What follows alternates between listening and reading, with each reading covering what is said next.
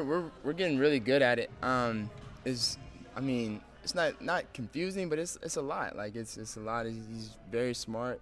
He's very detailed. If you look at his teams with the Jazz, I mean, he had a lot of veteran guys who could, I mean, could play, and it really worked for him. And we got some younger guys who can, if it really works and clicks, it can work for us here too. So, um, I think it's all about just getting it and trying to be consistent with it. We've shown moments where we apply what we practice, and it shows, and we look really, really good. And then there's times where we go back to some old habits, and it doesn't look too good out there. So we just got to be consistent with what we're doing, and that's just going to take with time and more reps, and we're continuing to do that. I mean, almost every day we're in the gym practicing, so it'll get better over time. Welcome back, Hawks fans. Your boy Bryce Lewis back at it again for another Bleav in Hawks podcast. We are back. It's almost been a whole week, but we are back with another episode of the Bleav on Hawks pod. It's your boy Bryce Lewis. You know who it is. Back again to talk to you guys about Atlanta Hawks, our team, and just discuss where we are right now in the season with this team. On today's show, we're just going to talk about the week ahead. You know, Hawks have not played since Saturday when they lost to the Milwaukee Bucks. We can bring that up a little bit. I know I didn't do an episode after that game, but we can talk about it a little bit today.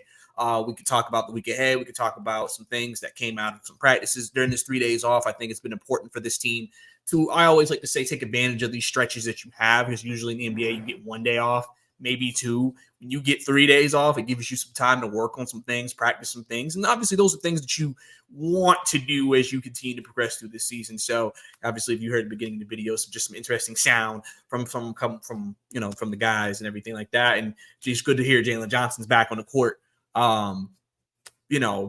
On practice, still got the split on, but still practicing, getting some shots up, obviously. So hopefully that means his recovery is going well. But before we dive in all that, please don't forget to follow me on social media at Brycey_2K. If you're listening to this on YouTube, it's about on your screen. For my audio listeners, it's BRICEY_2K. Also, if you're also watching this on my YouTube, don't forget to subscribe to the channel. Go ahead, show your boys some love. Go ahead, tell your friends about it. Let them know about the Bleav in Hawks podcast.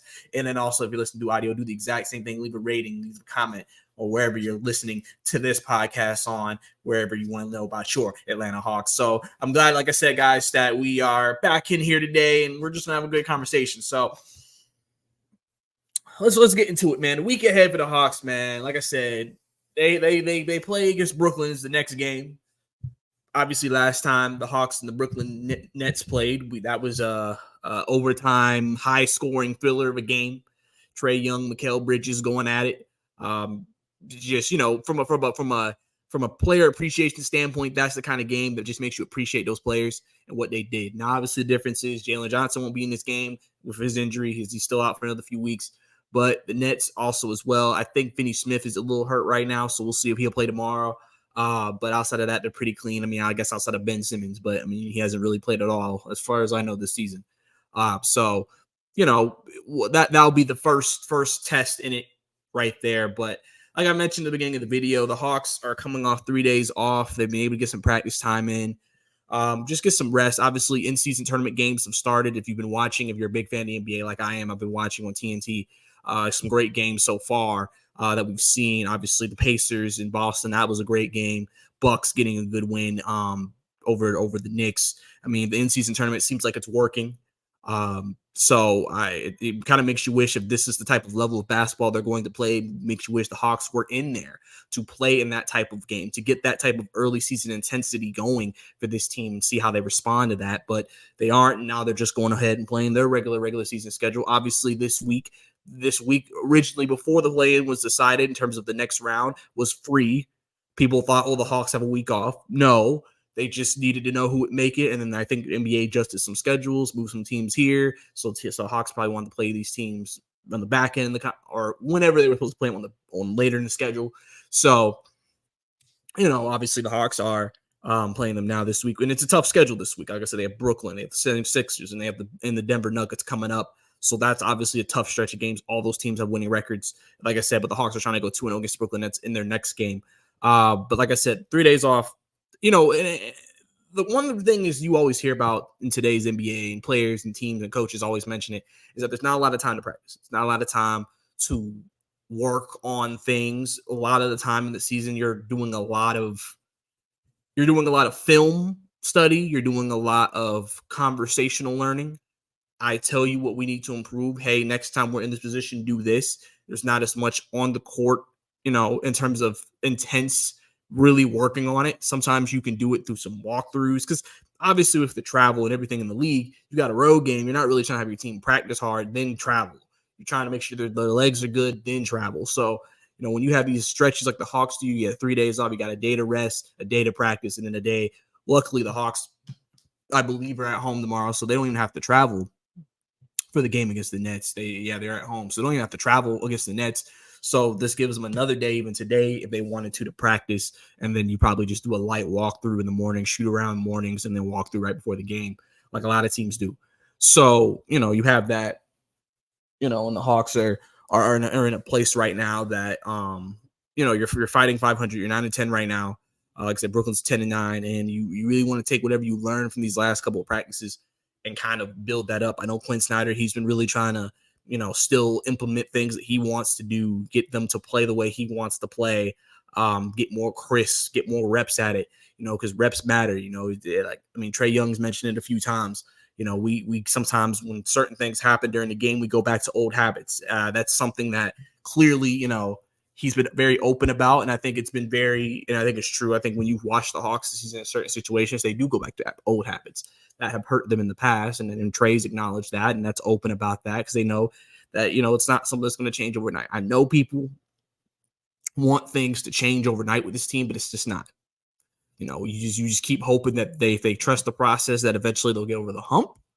Now, you probably don't think during this stretch without Jalen Johnson that's going to happen, but at the same time, they have to continue to improve things. And then whenever Jalen gets back, integrate him and then see what happens from there. So, this Brooklyn Nets game probably could go either way. Brooklyn's a good offensive team. Hawks are one of the best offensive teams in the league. It's funny because the Hawks are top 5 in pace, top 5 in points, top 5 in fast breaks, top 5 in just all these offensive categories. They're also top 5 in creating turnovers, steals. And those a lot of those statistics make you think, oh man, team like top 5 in a lot of those things. Team must be doing good. Then you see the record, and you're like, well, what's happening? Well, obviously defense has been a big part of it, and I hope that last couple of days they've been working on that, working on rotations, working on communication, all of those things, because they all matter when it comes to the overall product that they want to exude on the court, and just getting more consistent at it. Obviously, like I said, you have your limitations, but as you've seen the last couple of games, they clearly feel comfortable with Garrison Matthews and Wesley Matthews. Like I said, I know that's not great for AJ Griffin fans, but right now, those are your they've pretty much done what they need to do from a wing defensive perspective. And then, like I said, they have 3-point shooting ability. So catch and shoot, get them a wide open shot, they can knock it down. And, especially Wesley, I think he's really someone that Quinn likes. Maybe this is a system that does better for older players. Trae also mentioned that, when Utah, he had a lot of veteran players. In Atlanta, we have a lot of young players. So it's going to be a little bit of a different process. We're not going to get it as quick. I've mentioned this before. Like, the Hawks are a relatively very young team. They're not a veteran team. I know we want them to assume because we've seen Bogdanovich for 3 or 4 years and Trae for 5 years.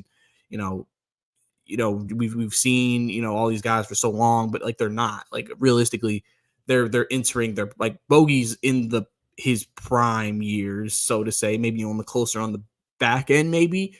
Trae is entering his prime. DeAndre Hunter is pretty much in the prime of his career for an NBA player.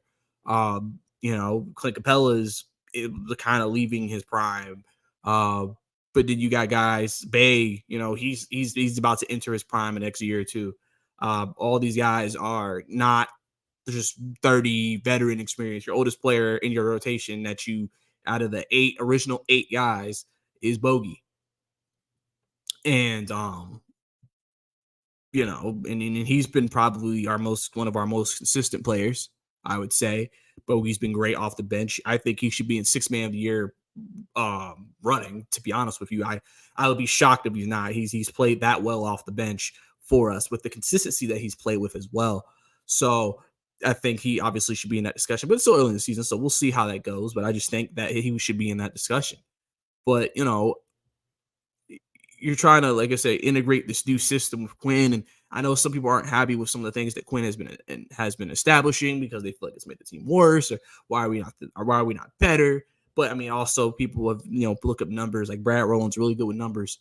He's always talked about, well, Hawks have actually played a very difficult schedule compared to a lot of teams so far this season. Like people are acting like we're playing a soft schedule and we're losing all these games. And it's like, they said the only real bad loss you had is the Hornets.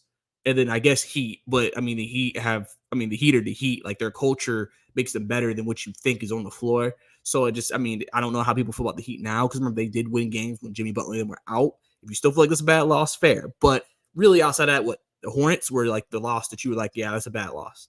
Outside of that, they pretty much went against teams that are on their level, if not above their level, in terms of what their expectations are for those particular teams. Like, I'm sure people come into these games saying, oh, the Pacers aren't that good. Pacers just beat Boston. Pacers, listen, they may not have a sustainable championship system they're running, but clearly it's a fun regular season system that can win them a lot of games, and the Pacers could be a really good team this year. They're a team that like I said, you got to be ready to score 130 against them, because they can score with the best of them. They don't play great defense, but they can score lights out, just like the Hawks can. But it's about situational stops, and that's something they've been able to do in some of these games, and why they've been able to advance this far in the in-season tournament so far. So for the Hawks, you just got to be able to make those situational stops. There have been games this year. The Pelicans game was one when the Pelicans were creeping back into the game. They made situational stops, and they were able to score on their possessions, which then extended the lead back up, and they were able to close the game out. Games where the defense slacked a little bit, but they won. The Wizards game the first time, up a lot, kind of started slacking off with starters in there. Don't really want to see that. Quinn got onto him. And then, obviously, you want to just see a better overall effort on a day-to-day, game-to-game basis from them, because the Hawks do come out slow a lot, so it feels like they are always having to fight being behind to be able to get back into a game. So I know that has also been frustrating to watch. And even with fast starts, it feels like at some point the Hawks are going to allow the team to get back into the game or take the lead, and then they're fighting back anyway. So, you're looking for more consistent performances. I think the Bucks game on Saturday, I think it was competitive for the most part. I mean, they both teams were going at it, but at the end, but it's the same thing that happened in the Philadelphia game that happened in the Bucks game. When the fourth quarter comes and those last few minutes of the game come, the Hawks struggled to get stops, and then the other team got stops on them. And then now the game, you're losing it by 10-11 when you were close. The Sixers just did that in the fourth quarter. They just opposed the will on the Hawks, and boom, we're able to go away, which kind of makes you realize, okay, how far are we away from those teams? Now, the Hawks beat them earlier this season, but you could maybe say the Bucks weren't playing as well as they're playing now. Maybe. That's fair. Chris Middleton, I don't think, played in that first game either. Chris Middleton played in this last game. Hot killer, apparently. But I think all of those things kind of ring together, and kind of makes you realize where they are right now as a team. So like I said, your biggest question is just like, how do you improve? And I think I said Hawks just need to be more consistent. They need to obviously work on their defensive rotations, defensive communication, and just being better defenders overall. And then also just, situational stuff. Sometimes situationally, the Hawks can get a little shaky. Big plus, though, is that, you've had Trae Young be good. You've had Trae Young be the Trae Young that people were complaining we didn't get at the beginning of the year. Well, how can Trae be a superstar if he can't? Trae, man, we need to have a serious discussion about Trae. Oh, my God, Trae. Listen, last few games, he's kind of showed you he's averaging over 30. I mean, it's kind of funny that, he's just kind of bounced back. He's kind of got back to that form. And the Hawks need it. I said after the Spurs game, when we beat the Spurs in the fourth quarter, I was like, we needed every point that he gave us tonight, because he carried this team, and Trae's gonna have to continue to do that. Obviously, there's gonna be those days that Trae may have an off night, but in those nights, you hope other guys like DeJounte can maybe pick up the slack. Sadiq Bey, Bogey maybe can have another big game. Okongwu, DeAndre Hunter, those guys can step up when those situations happen. But right now, as long as Trae continues to play this way, I think it bodes well for them. moving forward. It bodes well for them um, in terms of just long-term success they want to have. So I think that's definitely really good as well um, for them. So we'll see. Obviously, I've also said that I think the Hawks may be in the trade deadline conversations. I don't see why they wouldn't be. I know a lot of people are keeping an eye on Toronto and just seeing what's happening out there. Raptors continue to fall. Pascal Siakam, that's obviously going to be a guy that's going to be connected to us as long as he's not traded by trade deadline. He will be connected to us, and then he may be connected to us this offseason if he's not traded, just because he'll be a free agent at that point. So uh, maybe a move that could be made there. Clint Capella, I know a lot of people are not happy with Clint Capella right now. So overall, I mean, I think the Hawks. It's not where you want to be record wise. I know a lot of people aren't particularly happy about it, but I overall think that we shouldn't go crazy right now, like about where this team is overall. But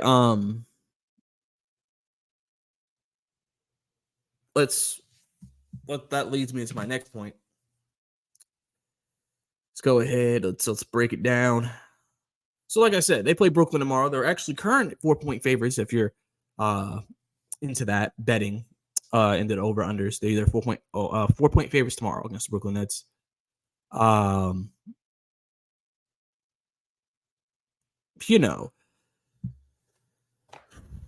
Big thing realistically is Hawks actually have not been a good home team this year. They're 3-5 at home, which usually when you with younger teams, that being at home is usually better. Hawks have been better on the road this year.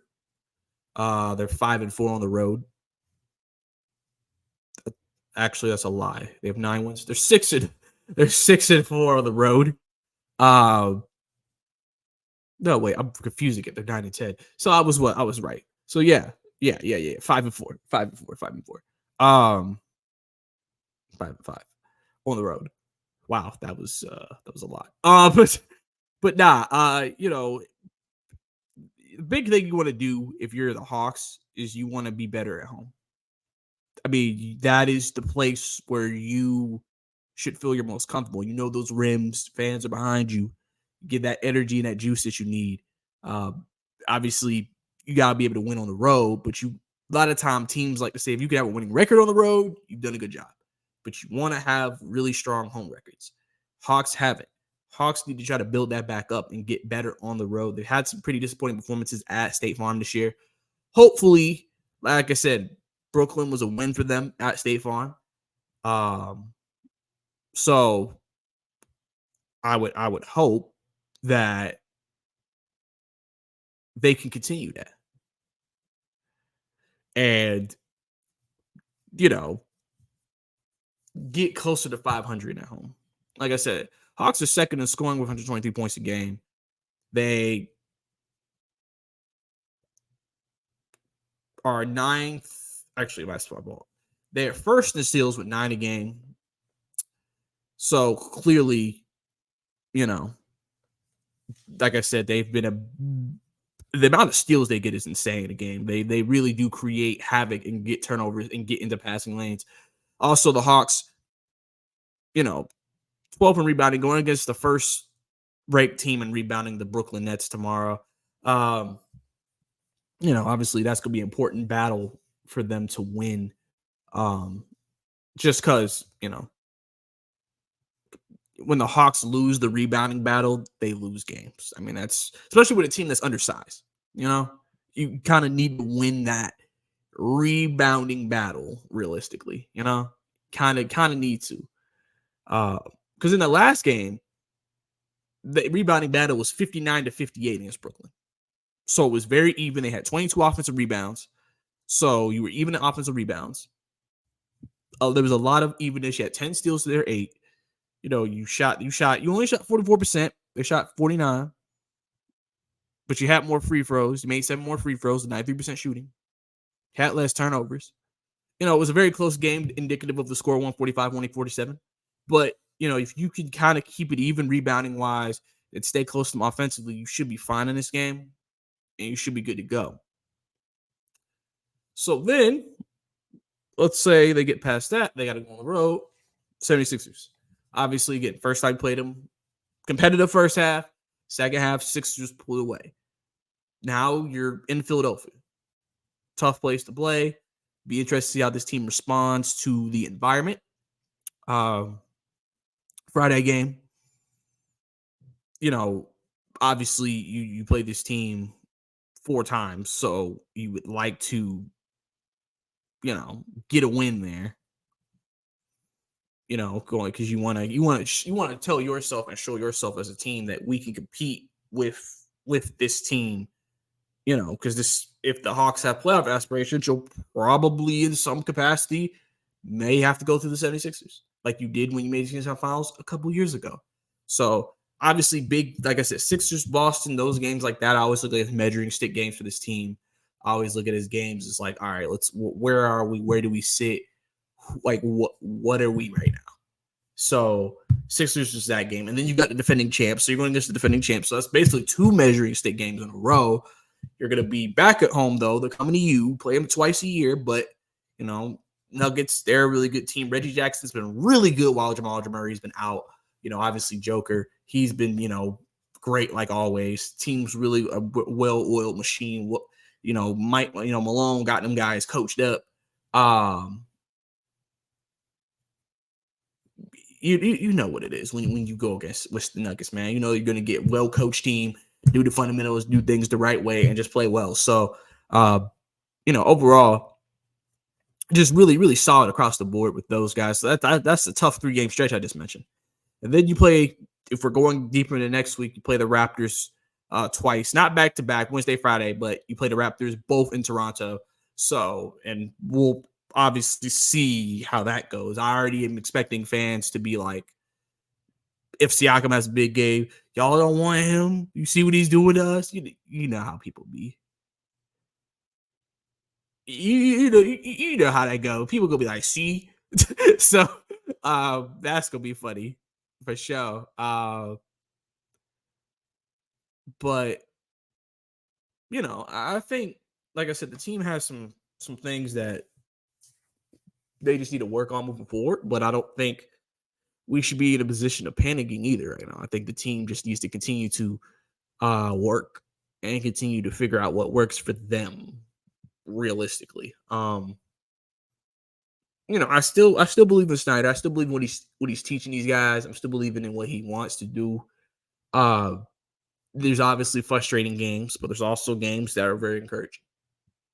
Hawks have beaten some good teams to start the year.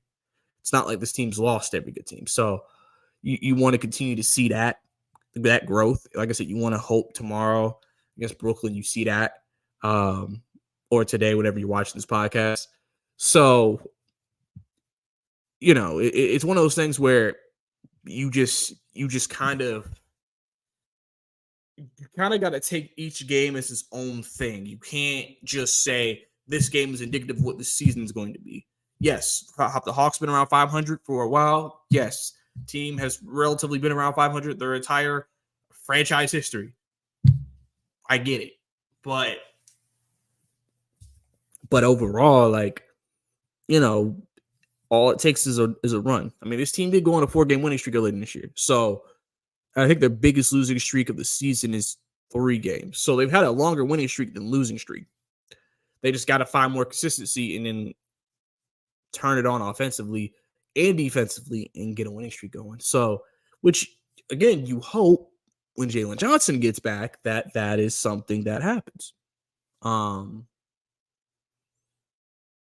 That is something that you are hoping for, because he obviously is a big part of it. 40% from 3, becoming a really, really good 2-way wing. All of those things, like all of that's really important. So, this Hawks team needs to continue to work, continue to grind. You have a tough week ahead. You have a tough schedule ahead. Like I said, you played well against Milwaukee. You just couldn't finish. And, Hawks have to start winning those competitive games because you're going to have games like the NBA where it's just competitive. It's just back and forth shot making.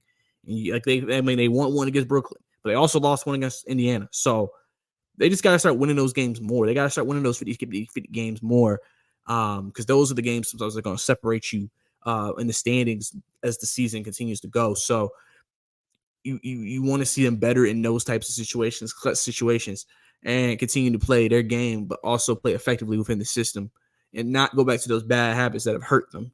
So overall, you really are hopeful, and you really, want to see more growth from the guys. Like I said, you hope to continue to see Trey continue to still be hot. You continue to want to see, Bogey still be really good. Bay find more consistency. Hunter finds more consistency. And then hopefully, Wesley and Garrison can give you something off the bench. Because the number one thing they gave you was some good wing defense, but they also have not gave you a lot of points, and that's something you kind of are missing. Even though you've still been able to score a lot of points, and that's because Trey's been going off. But you definitely want other guys who can step up and give you offensive execution just to help, take some of the load off the top guys like Murray and Trey. So, you have to see what happens, but we're going to keep an eye on all that. You know me, we'll keep it when we're ready for this Brooklyn game. I'm going to be watching that. I'll keep you guys updated on what my thoughts on that game is. So definitely going to be interesting to see how that turns out. But, guys, I think that's all for me today, guys. Like I said, appreciate you guys tuning in to Bleav in Hawks Pod. Like I said, it's your boy Bryce Lewis. Like I said, don't forget to follow me on Twitter, Bryce_2K, or don't forget to subscribe. If you're listening to me on YouTube, if you're listening to me through audio, leave a review, leave a rating on the pod. Everything is appreciated. I appreciate you guys. Let me be a part of your day. But that's it for me, man. It's your boy Bryce Lewis. I'll see you next time.